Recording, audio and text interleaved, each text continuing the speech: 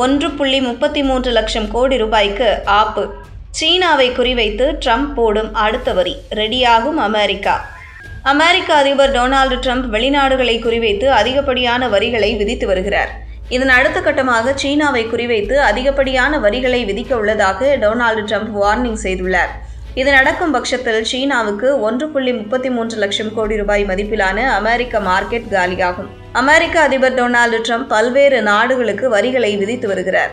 நம் நாட்டுக்கு 50% வரிகளை ட்ரம்ப் விதித்துள்ளார். இந்த வரி அமலுக்கு வந்துவிட்டது. இதனால் நம் நாட்டில் இருந்து அமெரிக்காவுக்கான ஏற்றுமதி சரிவை தொடங்கியுள்ளது. அதேபோல் ட்ரம்ப் தனது பரம எதிரியான சீனாவையும் விட்டு வைக்கவில்லை. ட்ரம்ப் பதவியேற்றது முதல் சீனாவுக்கு 185% வரிகளை விதித்தார். இதற்கு பதிலடியாகவும் சீனாவும் அமெரிக்காவுக்கு 175% வரிகளை விதித்தது. இதனால் இரு நாடுகளிடையே வர்த்தக போர் ஏற்பட்டது. இருப்பினும் இரு நாடுகளிடையே நடந்த பேச்சுவார்த்தையில் உடன்பாடு எட்டப்பட்டது. இதனால் தற்போது வரை அமெரிக்காவின் 30% வரி மட்டுமே சீனா மீது அமலுக்கு வந்துள்ளது. மற்ற வரிகளை தற்காலிகமாக ட்ரம்ப் நிறுத்தி வைத்துள்ளார். இருப்பினும் இரு நாடுகளிடையே தொடர்ந்து வர்த்தகம் சார்ந்த மோதல் உள்ளது. இப்படியான சூழலில்தான் ட்ரம்ப் அமெரிக்காவில் உள்ள சீனாவின் பர்னிச்சர் மார்க்கெட்டை காலி செய்ய முடிவு செய்துள்ளார். இது தொடர்பாக ட்ரம்ப் தனது ட்ரூத் வலைதள பக்கத்தில் சீனா மற்றும் பிற நாடுகளிடம் அமெரிக்காவின் வடக்கு கரோலினா தனது பர்னிச்சர் பிசினஸை மொத்தமாக இழந்து நிற்கிறது. கிரேட் அகெயின் என்ற அடிப்படையில் அமெரிக்காவில் பர்னிச்சர் உற்பத்தி செய்யாமல் ஏற்றுமதி செய்யும் நாடுகளுக்கு அதிகப்படியான வரிகளை விதிக்க முடிவு செய்துள்ளேன் என்றார். அமெரிக்காவை எடுத்துக்கொண்டால் வடக்கு கரோலினா பகுதியில் பர்னிச்சர் நிறுவனங்கள் உள்ளன.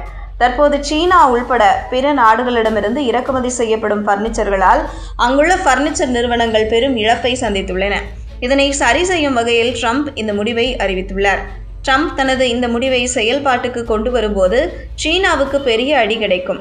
ஏனென்றால் சீனாவில் இருந்து அமெரிக்காவுக்கு அதிக அளவில் பர்னிச்சர்கள் ஏற்றுமதி செய்யப்படுகிறது.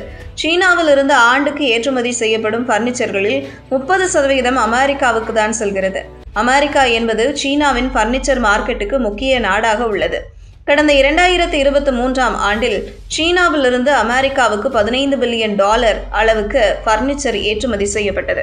அதேபோல் 2024ஆம் ஆண்டில் முதல் 7 மாதங்கள் வரை $8.4 பில்லியன் அளவுக்கு சீனாவில் இருந்து அமெரிக்காவுக்கு பர்னிச்சர் அனுப்பி வைக்கப்பட்டது.